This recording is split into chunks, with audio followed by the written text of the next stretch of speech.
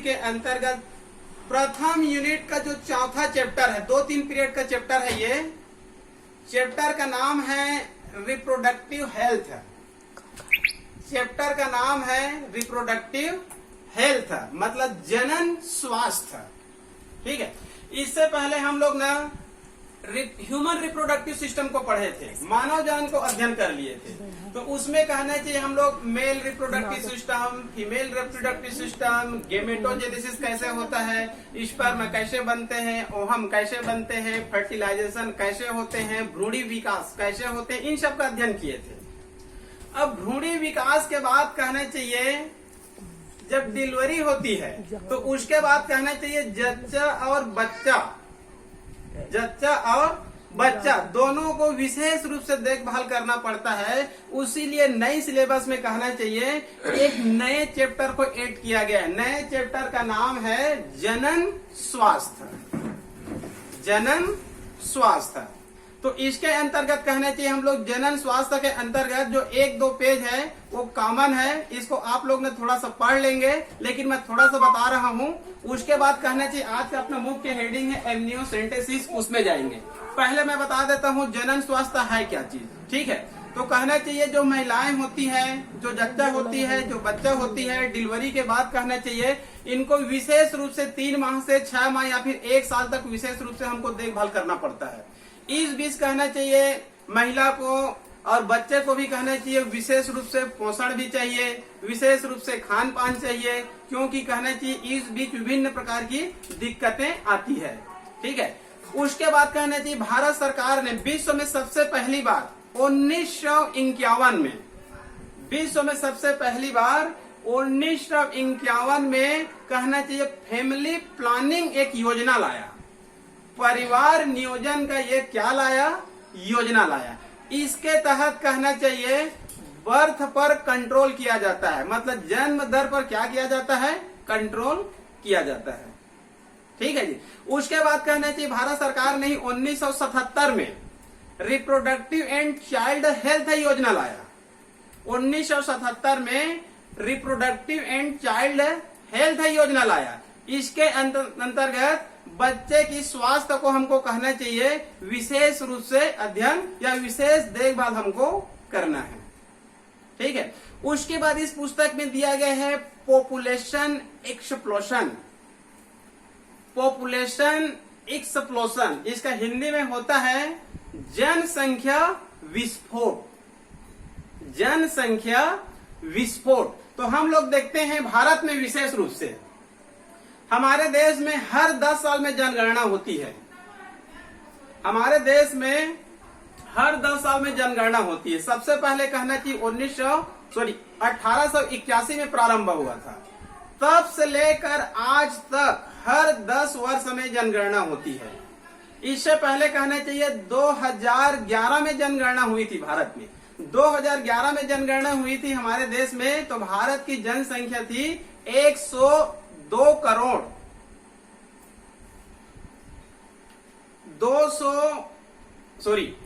2011 में जनगणना हुई थी तो 121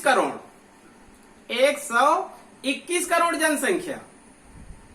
और जब 2001 में हुई थी तो 102 करोड़, मतलब 2001 और 2011 इस बीच में कहना चाहिए 19 करोड़ की जनसंख्या में वृद्धि हुई थी।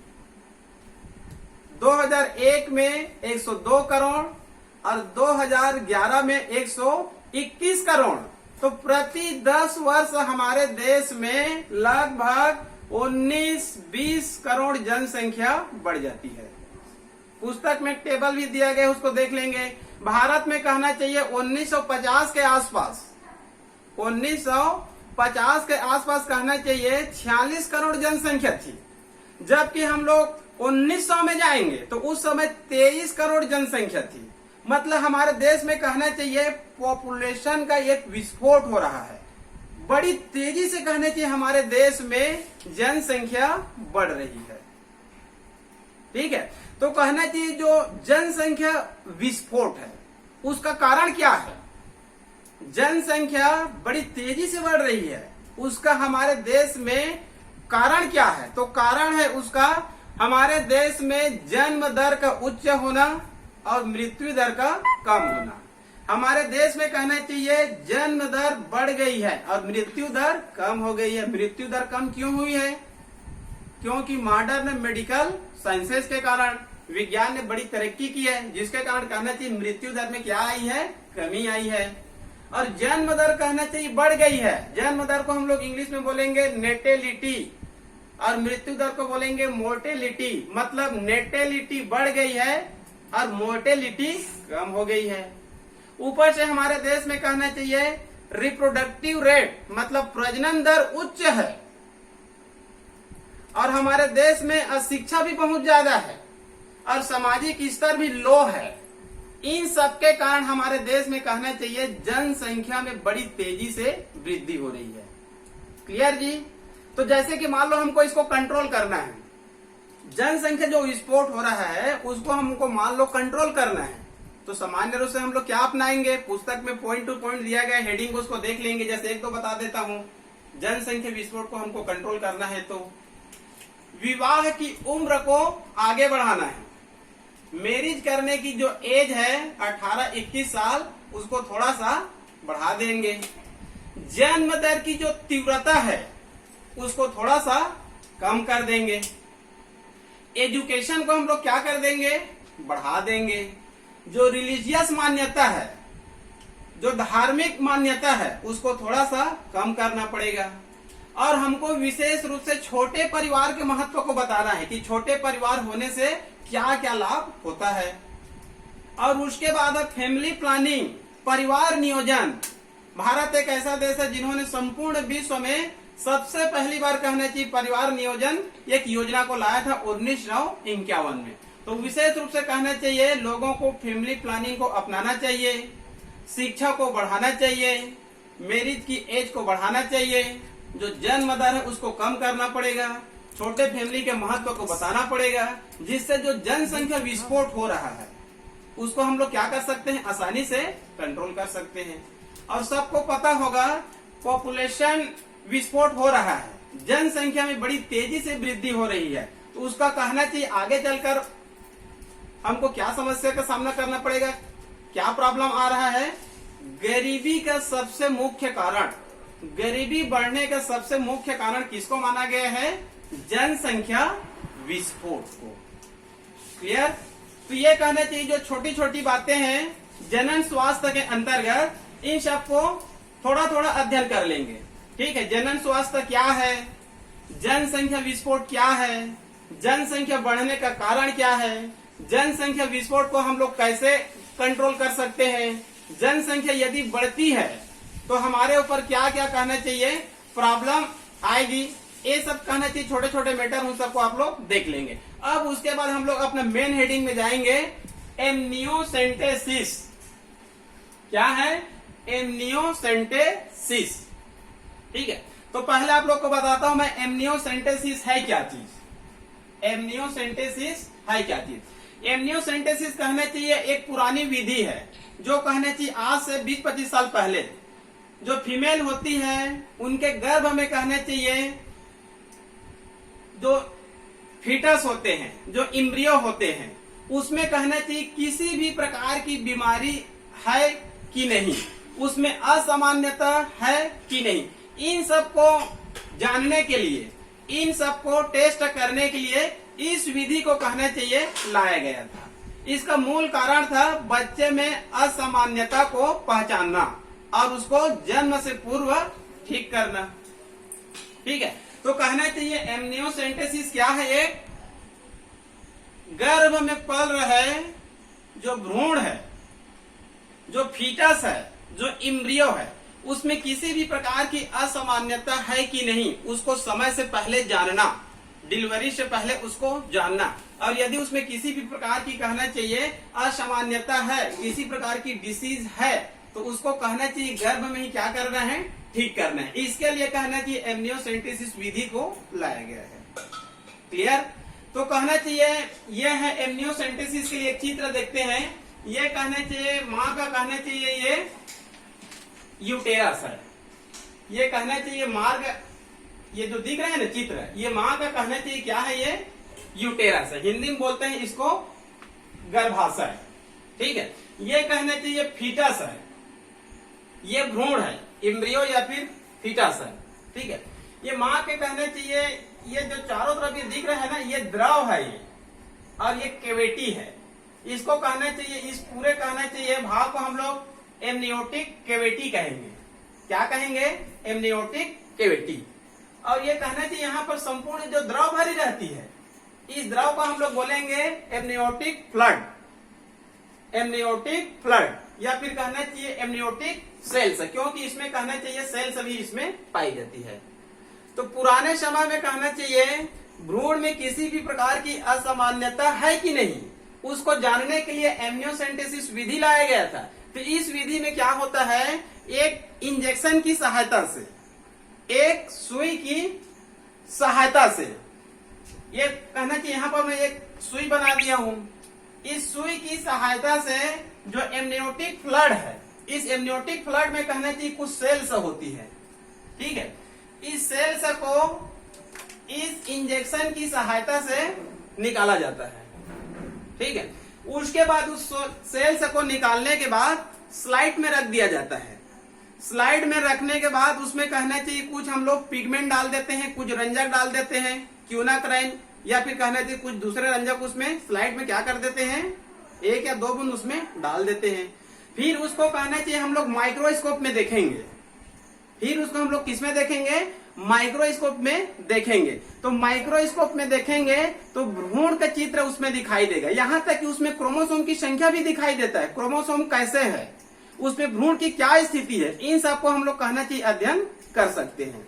लेकिन बीच में कहना चाहिए इसका गलत उपयोग होने लग गया, मतलब इस एमनियोसेंटेसिस विधि का उपयोग लिंग टेस्ट में किया जाने लगा, मतलब मेल है कि फीमेल है, बनने वाला भ्रूण कहना चाहिए मेल है कि फीमेल है, ये जानने के लिए इसका प्रयोग करना शुरू कर दिए। फिर बाद में कहना चाहिए इस पर क्या लगा दिया गया, बेल लगा दिया, क्योंकि लिंग टेस्ट करना क्या है, ये कानूनी अपराध है, ठीक है जी। तो इसमें कहना चाहिए मान लो एमनियोसेंटेसिस की विधि के अंतर्गत कहना चाहिए 2 विधि होती है, जिसमें से पुस्तक में एक को लिखा रहता है बार बॉडी टेक्निक। पहला क्या है, बार बॉडी टेक्निक। इस विधि का खोज, इस तकनीकी का खोज कहना चाहिए मुरे बार नामक साइंटिस्ट ने किया था। इस तकनीकी का आविष्कार किसने किया था, मुरे बार नामक साइंटिस्ट ने किया था। और बाद में कहना चाहिए मेरी लायन नामक साइंटिस्ट ने इसको थोड़ा सा डिफाइन किया। तो इसके अनुसार हमको क्या करना पड़ेगा, यहां से जैसे इस इंजेक्शन की सहायता से हम लोग एक सेल से निकालेंगे, इंजेक्शन की सहायता से वो सेल से कहना चाहिए कौन सी अवस्था में होना चाहिए, इंटरफेस अवस्था में होनी चाहिए। कौन सी अवस्था की कोशिका का अध्ययन करेंगे, इंटरफेस। जैसे कि कहना चाहिए कोशिका में कई अवस्था होती है, prophase, metaphase, anaphase, telophase, interphase. तो केवल हमको इंटरफेज अवस्था में पाई जाने वाली कोशिका के केंद्रक का ही अध्ययन करेंगे। तो कहना चाहिए इंटरफेज अवस्था में पाई जाने वाली कोशिका है, उसको कहना चाहिए हम लोग इंजेक्शन की सहायता से निकालते हैं, फिर उसको हम लोग स्लाइड में रखते हैं, फिर उसमें कहना चाहिए कुछ हम लोग क्यूनाक्राइन या फिर अन्य रंगों से कहना चाहिए उसको स्टेरिंग कर देते हैं, फिर उसको हम लोग माइक्रोस्कोप में देखेंगे तो उसमें निम्न प्रकार की चित्र दिखाई देगा। जैसे कि मान लो कहना चाहिए यदि उसमें फीमेल में कहना चाहिए क्रोमोसोम की पोजीशन क्या होती है, फीमेल में 44+XX होती है, 44+XX फीमेल में। तो यदि कहना चाहिए जो बनने वाला कहना चाहिए भ्रूण है, बनने वाला भ्रूण क्या है, मान लो उसका पोजीशन इस प्रकार से है, तो यहाँ पर बार बॉडी की संख्या कितना बनेगा इसको ध्यान से देख लेंगे। यदि कहना चाहिए उसमें 2 X क्रोमोसोम है तो उसमें बार बॉडी की संख्या 1 रहेगा। यदि क्रोमोसोम की संख्या 3 है तो बार बॉडी की संख्या 2। यदि क्रोमोसोम की संख्या 4 है तो बार बॉडी की संख्या 3। यदि क्रोमोसोम की संख्या केवल 1 है तो वहां पर बार बॉडी की संख्या कितनी रहेगी, 0। तो कहना चाहिए ये स्वस्थ फीमेल है, भ्रूण है, ये स्वस्थ है। तो 2 क्रोमोसोम है, ये कहना चाहिए ऑटोसोम्स है और ये सेक्स क्रोमोसोम है। तो यहाँ पर हम लोग सेक्स क्रोमोसोम का अध्ययन कर रहे हैं। यदि उसमें केवल एक बार बॉडी दिखाई दे रहा है, कितने बार बॉडी दिखाई दे रहा है? एक। तो समझ जाइए उसमें क्रोमोसोम की संख्या कितनी है? 44 प्लस x, मतलब बनने वाली भ्रूण एकदम क्या है? स्वस्थ है, ठीक है। और कहना चाहिए फीमेल भी है।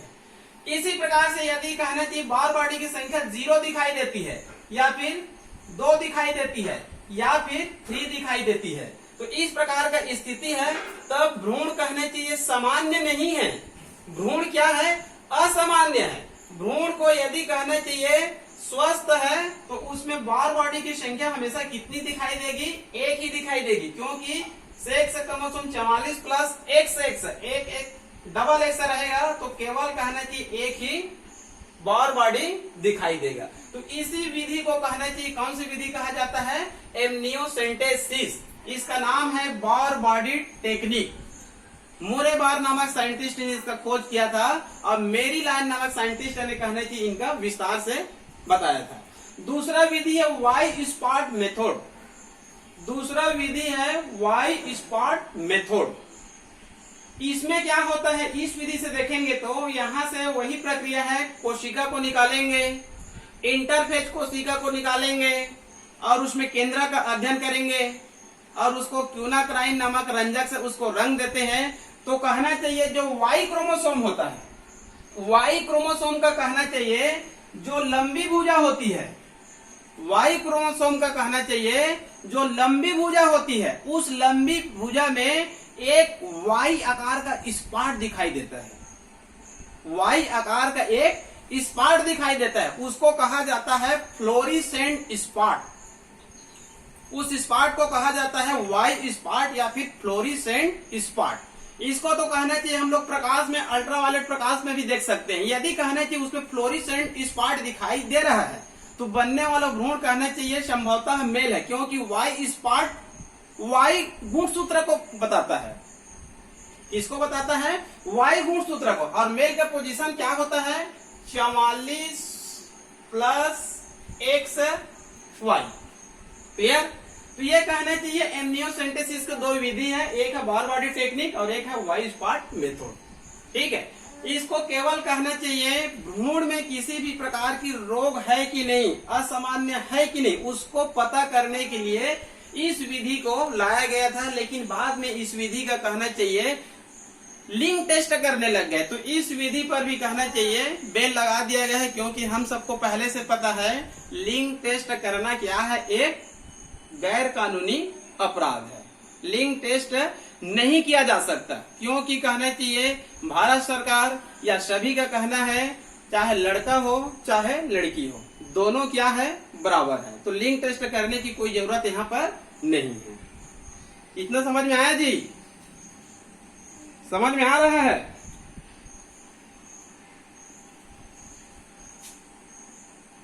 आवाज सुनाई दे रहा है ना?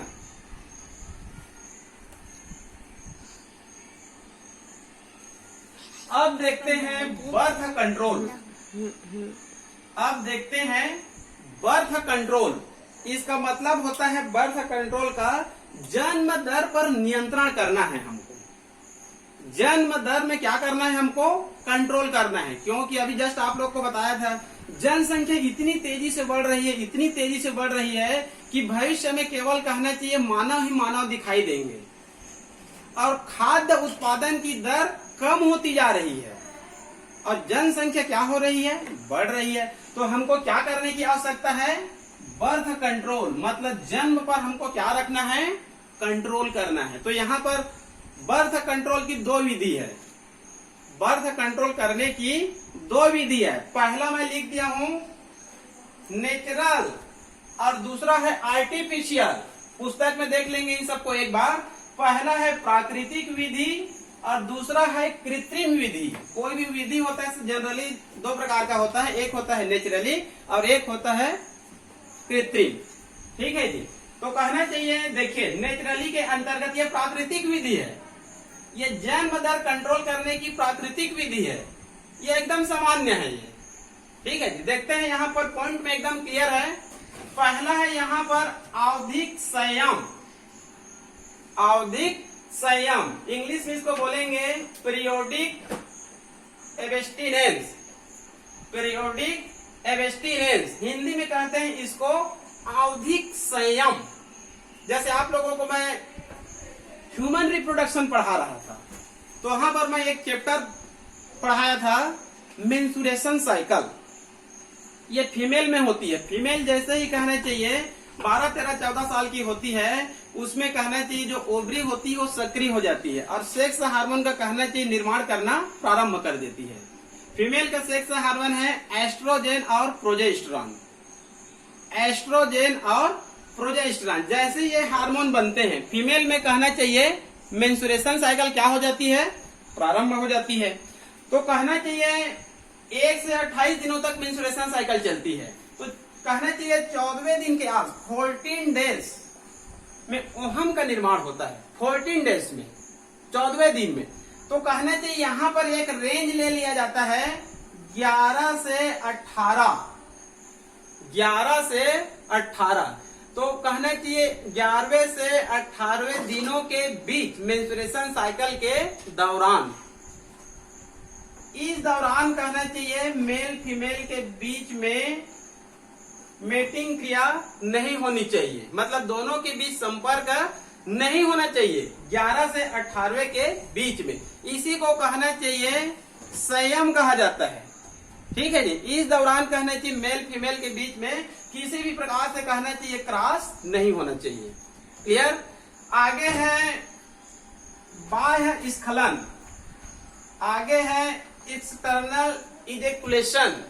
इसका मतलब होता है जैसे कि मेल और फीमेल दोनों के बीच में कहना चाहिए क्रॉस होती है, तो अंत में कहना चाहिए जो मेल होता है वो अपने कहना चाहिए जो सीमेन है उसको फीमेल के शरीर के अंदर स्खलन नहीं करना है, मतलब योनि के बाहर ही स्खलन करना है। इसको कहना चाहिए बाह्य स्खलन कहा जाता है। यदि कहना चाहिए सीमेन अंदर नहीं जाती है, तो अंदर नहीं जाती है तो अंडाणु तक वो नहीं पहुंच पाएगा, जिससे कहना चाहिए फर्टिलाइजेशन होने की कोई भी संभावना नहीं है। तीसरा है लैक्टेशन। तीसरा है लैक्टेशन। लैक्टेशन मतलब जैसे कि माँ डिलीवरी के बाद कहना चाहिए माँ अपने बच्चे को कहना चाहिए दूध पिलाती है। इस 6 महीना से 1 साल को हम लोग क्या बोलते हैं, लैक्टेशन कहते हैं। तो ये देखा गया है जब फीमेल कहना चाहिए जैसे ही फीमेल में डिलीवरी होती है, प्रसव होती है, 3 माह, 6 माह, 9 माह तक कहना चाहिए मेंस्ट्रुएशन साइकिल की क्रिया प्रारंभ नहीं होती है। तो इस दौरान को हम लोग बोल सकते हैं लैक्टेशन।